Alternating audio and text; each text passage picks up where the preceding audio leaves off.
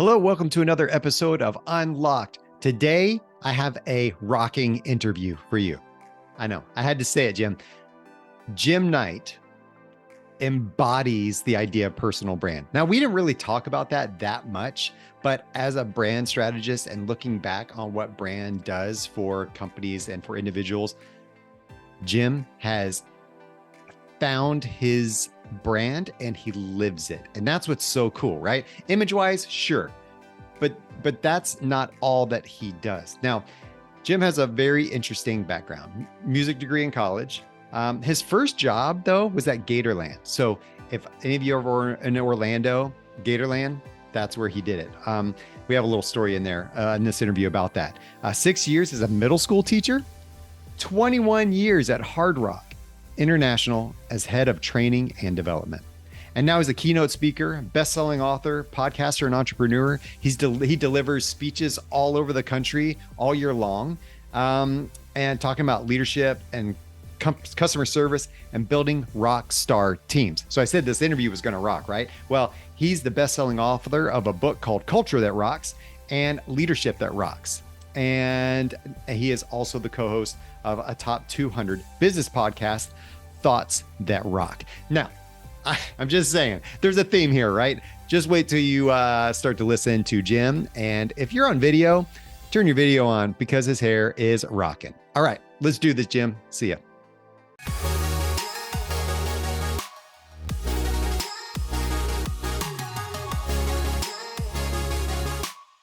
Jim, it is super cool to have you. Super cool.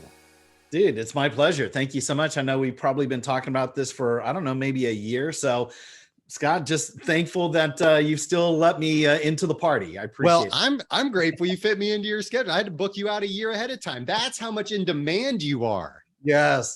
That's how we're going to spin it for sure. That is exactly how we're going to spin it. So highly demand Jim Knight is on the call, everybody. Took me a year to get him, but I'm grateful he's here. It probably took him a year to grow his hair out that far so that we could have him ready for the show. You would think, but let me tell you, I just got my hair cut last week. So you think it's high now. It was like another inch and a half higher. So it's it takes a lot to sort of keep this thing tamped down, if you will. Oh, I bet. I'm gonna have to make you smaller on the graphic on the cover photo to get the hair in there, man. It's gonna be so great. It's a challenge, but no, this is super cool. I'm excited to have you on just because of not only because of the content you create, because I'm right in line with you, right? And I've had a lot of people on that talk about culture, talk about unlocking the potential of people. That's what this is all about. Yeah. But your style and your brand adds a fresh flavor to what we have going on here and your background. So tell us about that first. Tell us about where you come from. Tell us about your whole emergence into what you do now.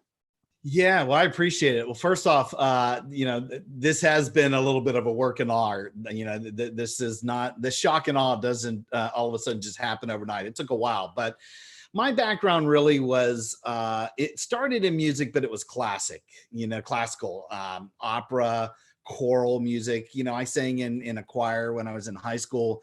I do have my music degree actually, and it's in music performance and education, but it's not like a lot of my rock and roll buddies. They wouldn't let me up on stage, but if I had to do a wedding or a funeral, I could still do that. So it's very formalized chops, but going through that, when you are in search of your music degree, you actually take classes like music history and music appreciation and theory. And I think during that time and hanging out with a bunch of other musicians, my mindset sort of changed a little bit more. I was already into the rock and pop scene, but now I started to expand and looked at a lot of different rock and roll artists that were probably on the other side of the planet.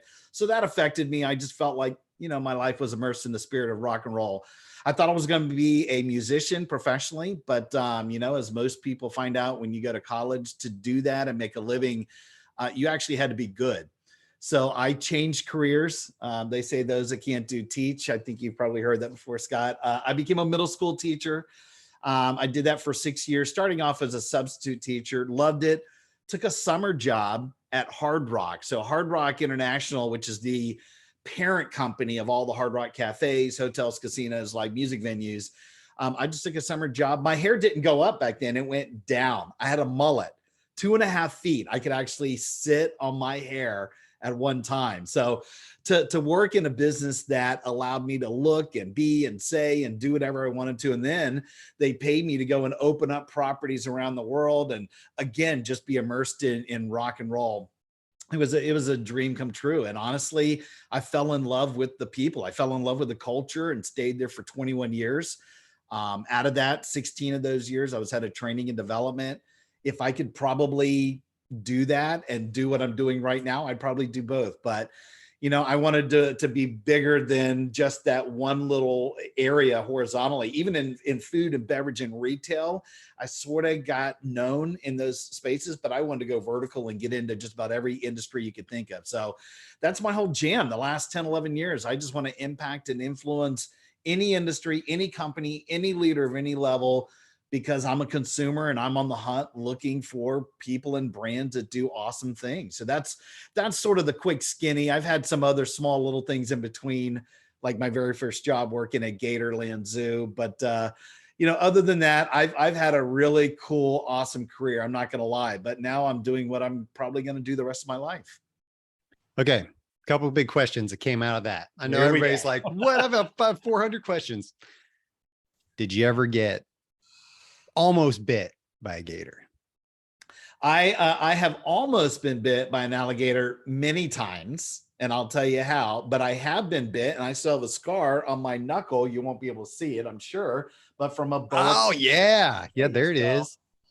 I worked a lot of positions at Gatorland Zoo. It was an actual working alligator farm. I sold frozen fish to people. They would feed the alligators. I drove a little miniature train. I worked in the snack bar and got to eat alligator meat every day. But probably my favorite was working in the photo booth. Now I'm going all the way back to the mid 80s. We didn't have anything but a Polaroid picture. But what I had to do as an employee in the morning, I would jump into a pit of alligators. There were probably 50 alligators in there, but they were only about 1.5 feet, 2 feet long, maybe a little bit longer. They would jump in the water to get away from you, but I had to go and capture one, close their mouth, put duct tape on it, then climb out of that pen. Now the alligator can't bite anybody and you can hold on to it. That was sort of the goal. Then I had to go into a snake pit, get one of these big, large boa constrictors so that you could put it around your head. You could hold the alligator, have the snake, and we would take a picture, $5, and that's how that was. And it was interesting. I would see people that had not a clue 100 yards away before they get all the way up on the photo area, look around, they're not sure what's going on, and then see the alligator or the snake, and they would freak and run the other direction. But never got bit by any of the alligators. Only the snake got me one time. Oh, that's awesome, man. I can't imagine. It's like, hey, Jim, you can either work over here and clean the bathrooms and restock the shelves and things like that, or you can take pictures.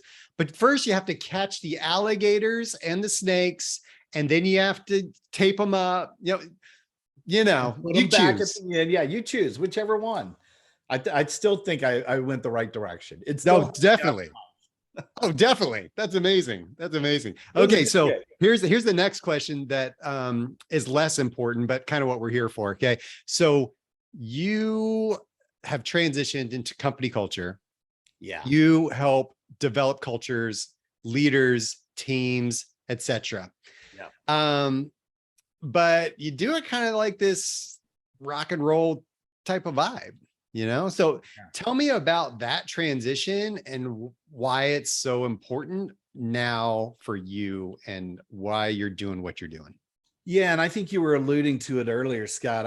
For me, it is a little bit of an edutainment factor. Like I see that speakers today can't just be educational and they can't just be entertainment. I do not pride myself or tell people that I'm a motivational speaker. I am not. I'm not going to come up there and do a song and dance in front of 1,000 people and then sort of run out of the room going, that was fun, that was funny, but I didn't get anything out of it.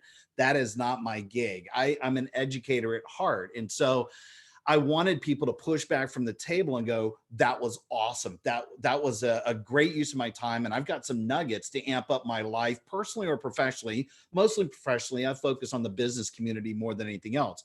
We're going to have some laughs. We're going to have some yucks along the way. But I'm always trying to walk the line. If I can do both, and I think speakers that only do one or the other, they're not going to be as successful. So I've just prided myself on trying to figure out, how can I be edutaining? Now, before that, and I was talking about this before, being a musician, being a vocalist, having that degree, but then just being immersed in rock and roll for 21 years in that business, when you can look and be and say and do pretty much whatever you want to, but yet it is still a fantastic business. I mean, the Hard Rock I worked in will probably do 42 to 43 million dollars on any given year. That's a restaurant. That's unheard of. It's one of the busiest restaurants in the world.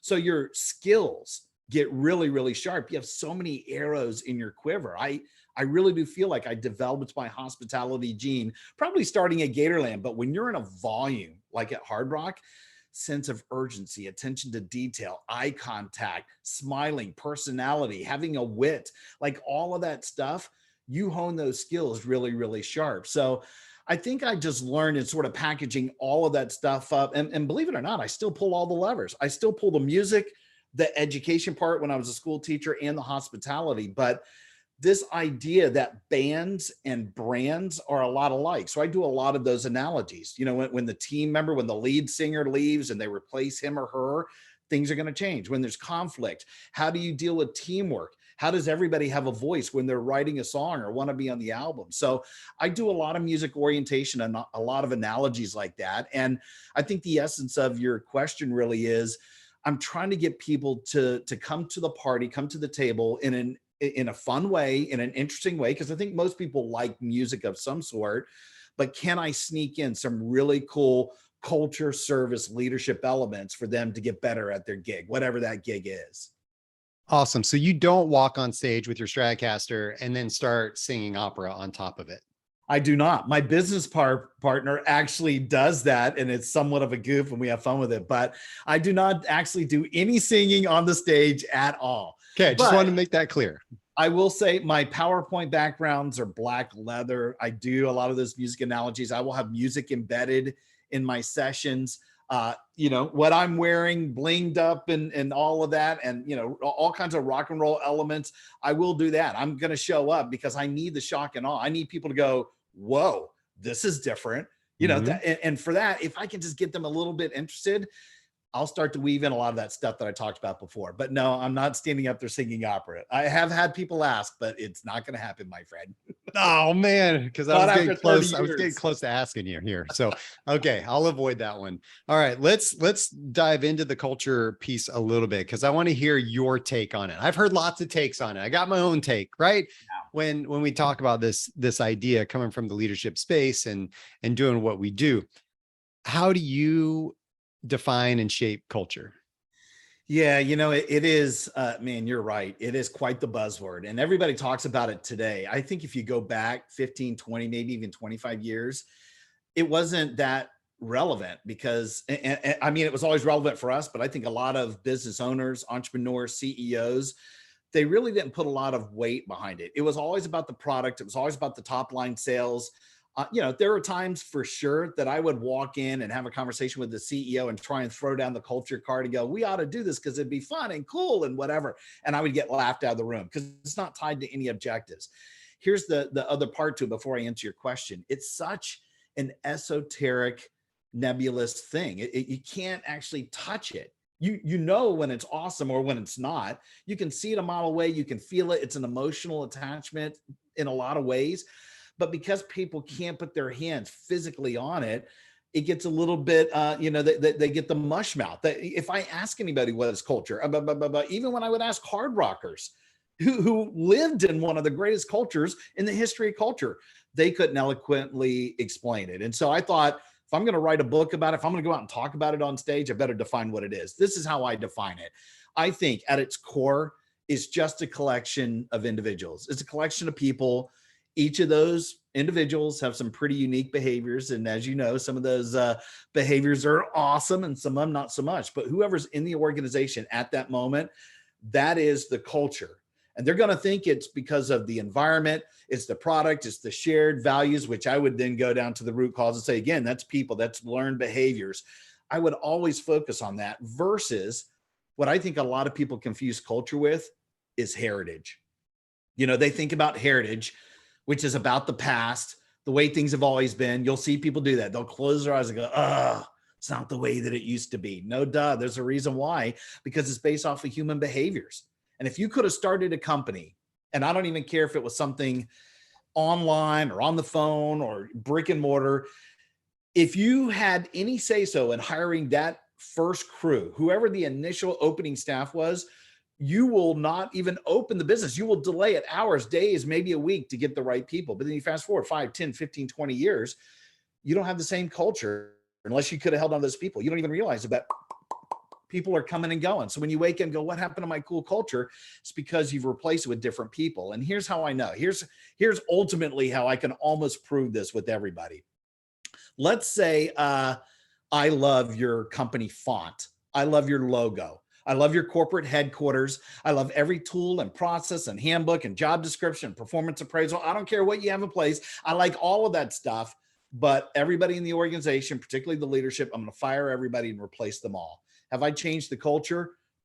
Probably completely, but I would say let's give it 90, 95%. If you do the reverse, let's say, I hate everything about the business. I hate your logo. I hate your color palette. I don't like where the building is. I'm going to get rid of everything in there, but all of the people get to stay. Have I really changed the culture? Not so much, maybe a little bit. I'll give credit to somebody, but if I can hold on to those people and I get the right rock stars in place, I will produce Herculean results. It doesn't matter what it is I ultimately will do 5, 10, 15, 20 years from now. So the problem is every time somebody joins or leaves the company, the culture takes a hit. So if I'm the new guy and I'm only here 3, 4 weeks, I bet you I still made a dent in the culture. But if I'm the guy who started the thing, if I'm the president of the company, if I'm a district leader and I leave, broad sweeping impact and change. And the guy or girl that's going to take over for you, they're going to do things the way that they want to do. So once again, you're in this constant flux of change. So there are so many definitions. And if I actually had 100 people in front of me and started asking, what is, how do you define it? I would start writing it on a flip chart. And I bet you I won't disagree with anybody. I am in the everything is culture camp. But the reality is you can't work on all that stuff. If you really pare it down to go, it's about the humans, the learned behavior humans. You get that right, you'll have an unbelievable, unstoppable culture, whatever you want it to be. That leads me into asking, which I asked a lot of people on this show. Then what's the problem? Like, what's the biggest mistake companies make then, and as a result, when it comes to culture? What's they're messing things up. Some people got it spot on, right? Yeah. But the biggest mistake you find, I'm curious. Lip service. They're doing the exact opposite of what I just said. They're focusing on the product. They're so focused on getting the thing first to the market, better than every competitor, perhaps at a cheaper price. They're focused on tactical, practical things, which, again, I know you have to do those. I believe that is price of admission type stuff. You have to do that, yes. But if you tell me, and let's just pick, in my background, I look at restaurants all the time. There are so many restaurants in the same competitive set, unless you really are the first that's ever done this, whatever this is. You can pick, let's say, the burger category. There are so many gourmet burger places. If you tell me that your product is so different than everybody else, I'll give you some credit. The reality is it's probably not. I bet you it's just like the other 10, 15 that I can name. Then you start to go to the next rung. What's the environment like? What's the atmosphere?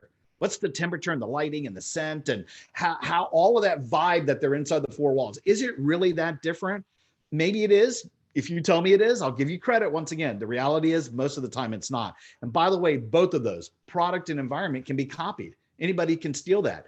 The next rung, the next one is so much bigger. The service, the way you made me feel, which is based, again, I'm using the language of human behaviors. It is based off of the people. There are too many brands like Southwest Airlines, like Chick-fil-A, that swear the only reason they are where they are is because of their culture. And that is because of their people. You can't steal my people. Go ahead and copy my product, copy my procedures and my processes, do whatever you want to create the environment, but you can't get my people. If you can't do that, you can't copy the culture. And so I think the biggest problem that leaders have, it's lip service. They say they care about the culture, but really they're focused on the physical, practical, tactical stuff that they think is going to make a difference, which will get them started. They're in the game.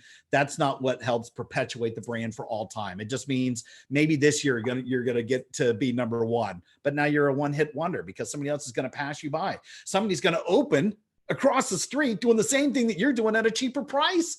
That's when I get to come in and point to a date on the calendar and go, you're going to go out of business. You can't compete on that stuff. What you can do is get the right people that nobody else can get. And to me, unique people create unique experiences. That'll parlay over to the customer, the guest, consumer, the client, whatever the end user is. When you get that right, man, you're world beating now. You're preaching, man. You're preaching the choir here because, and that's not a music pun on purpose. I keep making those. So, and it's not just because you're on the show. So here's the thing, man. I talk about that all the time when it comes to, and you know, love or hate Chick-fil-A, whatever. Okay. Nobody loves or hates Chick-fil-A because their logo. You don't go on to Google or on Glassdoor and read, yeah, Chick-fil-A's logo sucks. Like, I hate that place. You know, it's kind of like, and so when I talk, I come from the agency background. I created, you know, a lot of brand communication work for decades for companies. It's about the essence of who they are, right? And when you talk about that, and I always say, what is the first thing you think of when you think of Chick-fil-A, right? And some people say, well, the chicken sandwich or waffle fries or something, because they've kind of created a little bit of a brand around that. But then a lot of people say, my pleasure, right? They say, you know, they've coined that phrase. And my kids, this is just a testament to my kids, right? To Chick-fil-A. We went to a Wendy's and got our Frosty out of that thing, right? And the drive-through, and I said, thank you. And the kid said, my pleasure. And my 5-year-old son in the background goes, did he work at Chick-fil-A?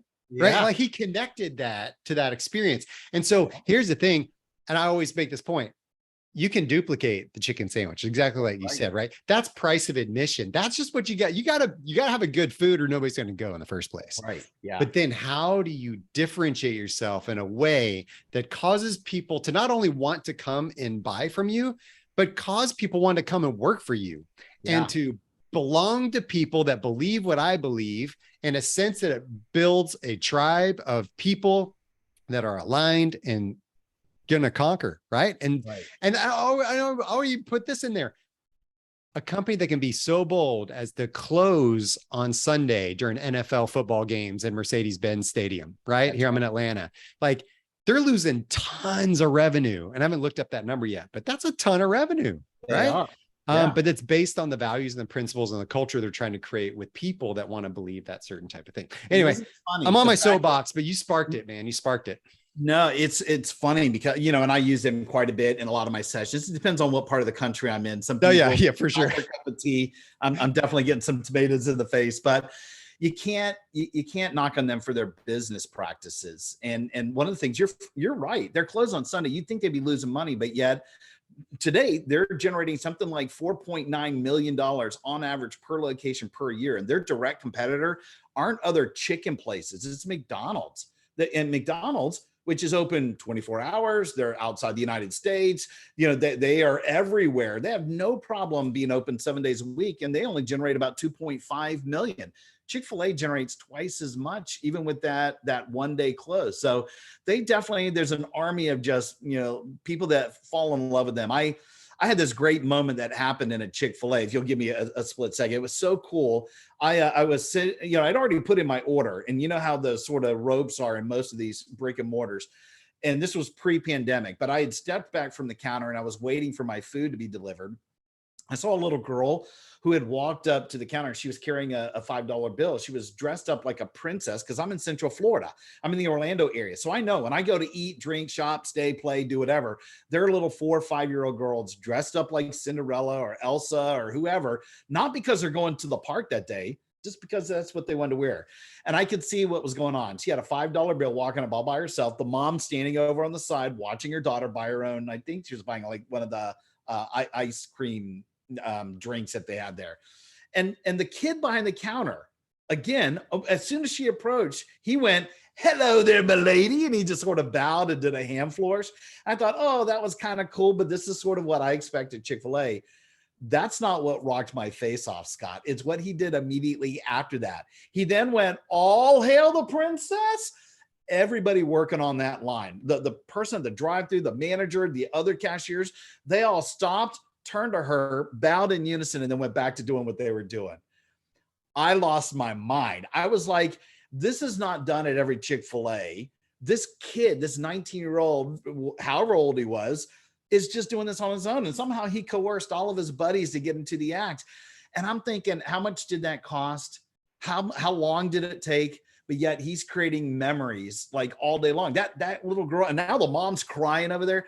They're never going to forget that the rest of their life. It is not about that chicken sandwich, which, by the way, is awesome. Like, I love that chicken, but it's not about that. It's not about their drive-through. It's not about how clean the place is. I could go on and on about all that. I look at their people and go, man, they're doing something right. And when I was a consultant and I had people tell me all the time, oh, there's no good talent out there. Yeah, there is. Somebody's getting them before you. There's a whole bunch of really good, awesome people out there. They happen to be working for awesome brands. It'll take a lot for you to pry them away from those companies, but they're out there. That's so beautiful, man. And that is a brand impression. You're right, that's going to be created for life, right? And that's not about the logo, and it's not about the chicken sandwich. It's about the culture that they've created inside that store, right? That manager of that shift or that store, whatever, said, this is what we're going to do. And everybody's like, yes, right, we're doing that. And now it's created, loyalty within and from the inside and outside of that organization. Yeah. And it just reinforced it for me. I wasn't even the one getting the experience, but I saw that. And again, it was like, check, they got me for another year. Like, this is too cool. You're right. Well, that's when we talk about that idea of serotonin, right? And Simon Sinek talks about that a lot, right? He said, I was walking down the street one day in New York City, and there was somebody there, and somebody ran into them, and all their stuff fell down. One person keeps running, keeps walking, but somebody came behind them and helped them pick that stuff up. Yeah. That chemical like flows through the body. First of all, the person wanting to help gets a kick out of that. The person being helped gets a kick out, endorphins, right? And then the person watching it also gets a chemical flow, right? Now we're multiplying culture and good health to everyone. And so that vibe is what we're creating. That's what you felt, right? When you were there, you're like, dude, 100%. This is amazing. And now you're telling me about it. I'm getting a kick out of it, right? Like multiplication. And now it's going to go out to thousands and thousands of people on your podcast. So, millions. Come on, man. When I say thousands, I meant millions. Boom. Boom. Okay. On to the next thing. You ready? Very good. All right. So you do a lot of speaking. Yeah. What makes you unique? So if I'm, out there and I'm looking for some speakers, there's a lot of speakers with tall hair, right? But there? Yeah, I don't know. Are there? So let's say, what makes you unique besides the tall hair? What's going on? It's I was sort of alluding to it earlier. I think it's first off, the music orientation, I think helps. It helps because people are just looking for difference. I've seen many, many speakers who, by their title alone, by the fact that they're the president, CEO, maybe however many letters, however many years of experience, they sort of by default are allowed up onto the stage and can talk about whatever. But then maybe they just can't deliver the message with any type of bravado, any excitement at all. My goal, I don't care if there's 4 people or 4,000 people, I want to absolutely bring the thunder. And I think by having music and the orientation and the hair and the blue jeans and all of that stuff, that helps. But then I was sort of talking about this earlier. I'm trying to walk the line because I'm so keenly aware. I'm mediocre at a lot of things, Scott. I can do one thing. I can hold an audience, man. And I think I know the temperature of the room. I know what my next bullet point is. I know exactly the phrasing that I want to use. I know what music's about to be played. I know who's talking about me in the audience, positively or negatively. This is what makes a good speaker, a good teacher, a good cop, when you're just so aware and in tune. If I need to spin on a dime and change things or incorporate somebody into the organization, into the talk from the organization, all of that stuff I'm able to do. But it's only because in my mind, I have this story arc, whether I've got half an hour or it's a 3-hour workshop. I'm going, what kind of journey am I going to take them on? Because I know they've got to have some inspiration. They've got to be motivated. I know they need to have some laughs. I might be able to get a tear out of them. That's not my normal feng shui, but it does happen in almost every session because of some videos and some things that I might share. But as I go throughout, I'm thinking at the end of however much time I have, what are they going to do? What are some meaty takeaways that they can run with. Even if, let's say, I gave them 10 things to run with, I bet you 7, 8, maybe even 9 of those, they're going to look and go, I already do that. I crushed number 5. I'm awesome at number 8. Great. Keep doing what you're doing. The majority of the time, there's usually 1 or 2 that either somebody in that room's not doing at all, or the company is sort of looking around going, oops, we don't do this at all. We can always amp up. I don't even care what the measurement, whatever the metric is. And I'm driven this way. Like, I personally know if I won every year, every award there was in turnover, top line sales, bottom line EBITDA, customer satisfaction, team member satisfaction, I don't even care if I turned around and I had no competitors, I would still want to win. I would always want more. I am just hungry like that. So if I can take that passion, that commitment, again, whether there's 2 people or 200, I'm going to absolutely bring it and hopefully take them on a journey so that when we're done, they go, that was great. That was awesome. I'm going to be so much better. Even if they got one thing out of it, we're all going to win. So again, I'm using the backdrop of rock and roll as just sort of a medium to get them to the party. Once they're in the candy store, I like to think I can get them to buy some candy. I can get them to do something once they're there. And hopefully, you know, it starts with all of this other stuff that comes with it. But if I wasn't worth my weight in salt, all this would be really expensive, you know, wallpaper. It'd be me putting on a facade and just doing a bunch of karaoke versus bringing something original to the table. That's awesome. So I was about to say, you know, so talking about what the idea of music, rock and roll, culture. Yeah. Give me an analogy. Give me some gold, man. I need something you can impart on me and the millions of people out there listening right now. Like, give me an analogy that is going to that draws a correlation here. How we can all, what we can take away from this. I've got a couple, and here's what's interesting too. Before I give these to you, you really have to think, if you're going to make a music analogy or a band and a brand analogy, you have to almost pick artists that almost everybody is going to know. Because if I pick somebody that I love right now, if I say the Struts, nobody in that audience, maybe 1 or 2 people. So you got to come with the Who, the Beatles, the Stones, U2, those types of things. And even that, I'm starting to find a couple of people in the audience, they haven't heard some of these artists, which hurts like big. Well, you're just old, man. That's what it is. And that is the case. Well, I maybe have 10 more years in me. So if I could squeeze a few of those artists still, I'm do it. Let's do it. Here's one analogy. So I when I'm talking about communication and collaboration, I will use U2 as an example. So I maybe have just come off of the fact that I know the most successful companies in the world have a shared mindset. It isn't because of their product or they were first to the market, like you were asking before. It's because they communicate to everybody. They have more all staff meetings, department meetings, one-on-one meetings. There's more pieces of paper in the employee break room. They can text their employees. They might do more e-learning, whatever it is. It's yeah, all of that, because they're trying to disseminate information. Because these companies realize the more that I can get everybody focused on the right thing, everybody knows where true north is. And when we're all singing off the same sheet of music, I'm more likely to get the result and then some, versus telling people to figure it out. There's no leadership. There's no mentorship. Do the best you can. And what you get is people flailing, going in every direction. So I sort of end this whole concept. That was a truncated 10-minute sort of spiel with U2. And I go, think about U2. And I put the picture up. I go, does everybody know who this band is? And of course, inevitably, there might be 1 or 2 hands of somebody who doesn't know. So there might be 1,000 people. There are a couple, but for the most part, everybody knows U2. They're the biggest band on the planet. It's 4 people in that band. So what happens is I've animated 2 arrows that will come down and point to the bass player and the drummer. I go, who are these 2 guys? If they're the biggest band in the world and everybody knows who they are, what are their names? Inevitably, most groups won't know Adam Clayton and Larry Mullen Jr. They know that it's the bass player and the drummer by default, because they probably know Bono. They might know the Edge, the guitarist, but for the most part, they don't know. We call them the other 2 dudes in U2. And the analogy that I make is, and I've seen a lot of interviews with Adam and Larry a long time ago, where they say that every single time they're performing at a U2 show, every single gig, they're trying to do the exact same thing they did the night before. No changes, 0. Those 2 guys, clickety clack.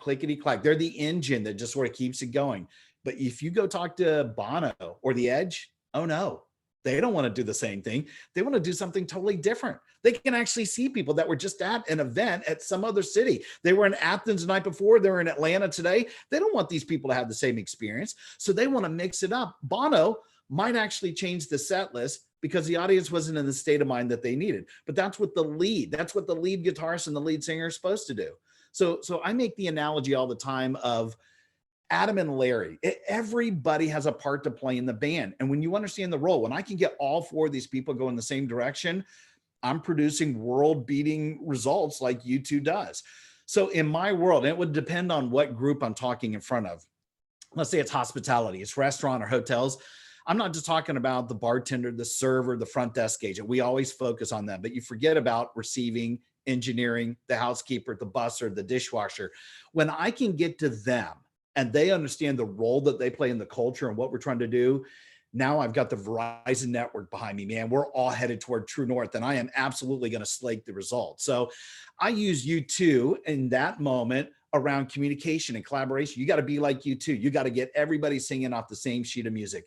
I can't tell every company what that is, but the answer is probably you could do more. You think you're awesome at communication, but really it's one of the downfalls of a lot of businesses. They don't do enough. Not if the goal is ollie ollie income free. I need to get everybody to head toward true north.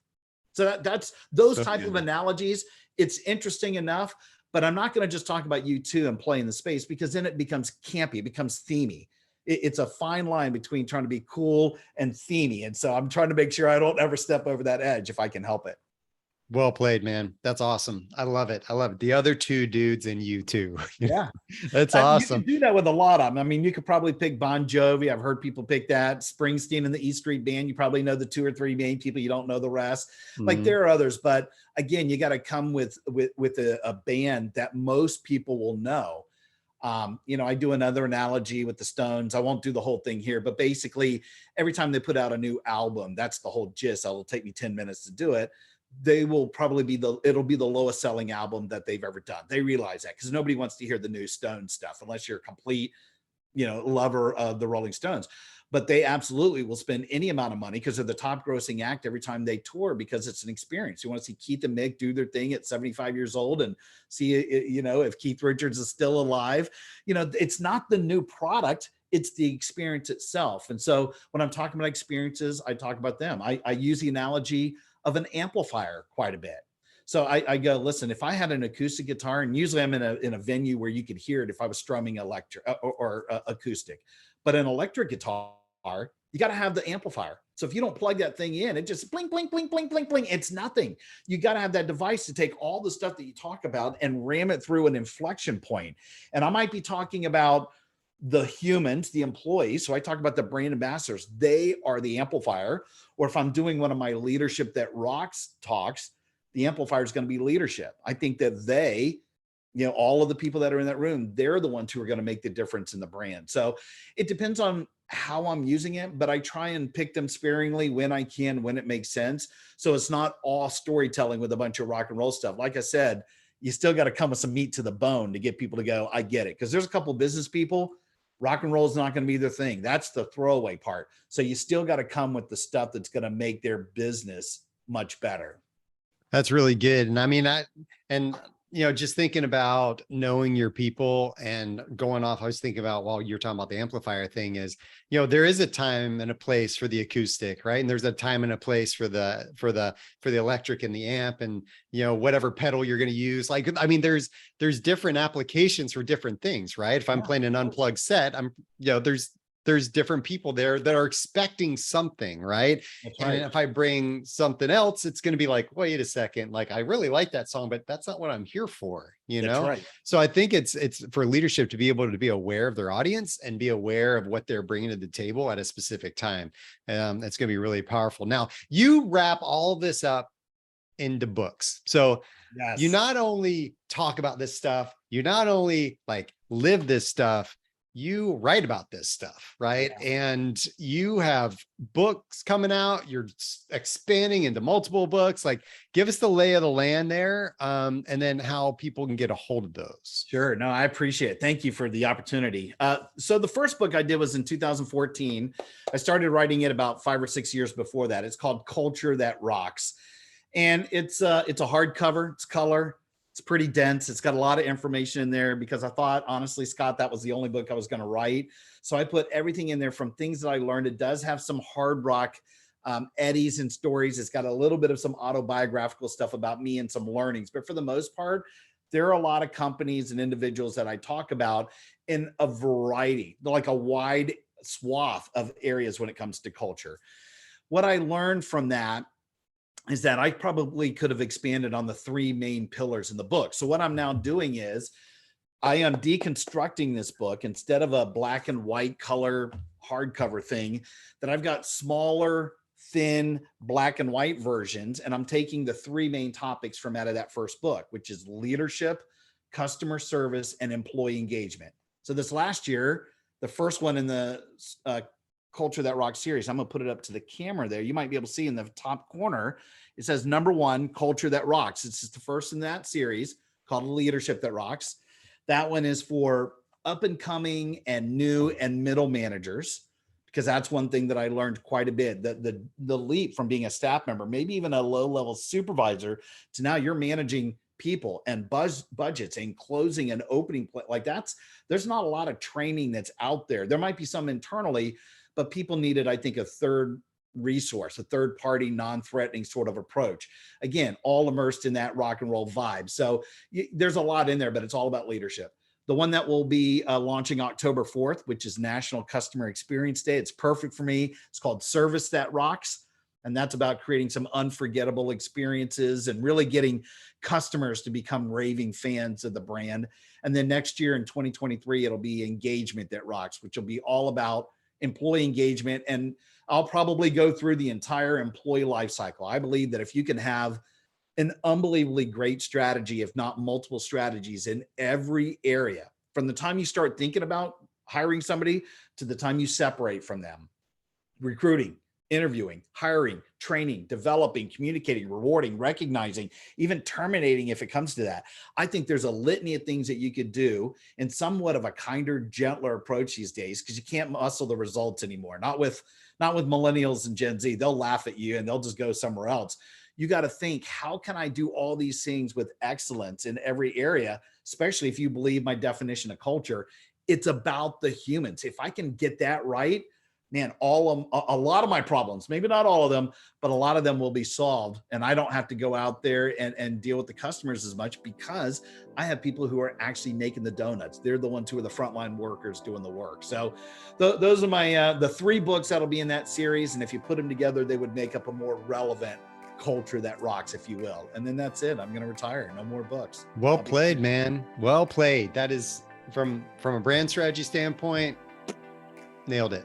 Well I done. wish I would have gone the other direction. My friends say, boy, it would have been nice. And I believe this, if I'd have written a bunch of small ones and then you put it together, deconstructing a book is not a lot of fun. I can tell you.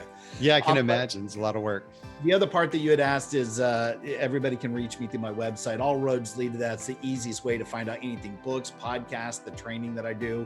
And that is called Night Speaker. So my last name is Knight, nightspeaker.com. You can find pretty much whatever you want to there. So cool, man. Even videos of you singing opera, right? I'm sure you can find that somewhere on YouTube. You might have to Google it. Okay. It'll not be on my website. Done. But they're out there somewhere. I'm looking that up. So, all right, man, this has been so cool. It's so fun having you. You got a great personality, great vibe to you. And it's people got to be lucky to have you as their speaker at one of their events. And so I look forward to seeing what you do, man, blazing those trails. Keep it up. I'd love to have you in the audience at some point, but I also know, just to throw a little bit of love your way, the things that you focus on. I know it's performance, it's behaviors, it's culture. I'm honored to be on the show and just be spotlighted this time. So I really appreciate you, my friend. Well, you're literally a rock star. So I'm trying in my head, maybe. I know that was fun. That was fun for me. I hope it was fun for you. There were some really good, interesting things you need to take away from that interview. And the idea of what Jim brings to the table and the perspective that he brings and the way that he brings it is really, really impactful. I hope you heard that, because I experienced it just interviewing him.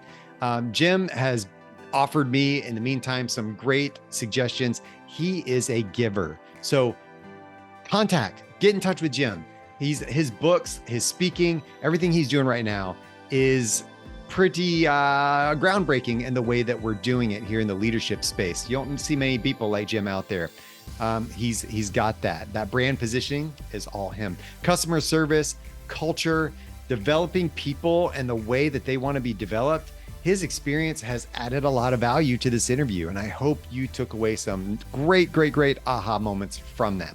Thanks, Jim. Good luck with everything you're doing. If y'all want to find out more about me, go to skotwaldron.com. I've got interviews. I've got all kinds of stuff going on there. And like, subscribe, comment on my YouTube channel, please. That's where most of these videos live, as well as on my website. And then connect with me on LinkedIn. Okay, everybody, let's do that. See you there. Till next time on another episode of Unlocked.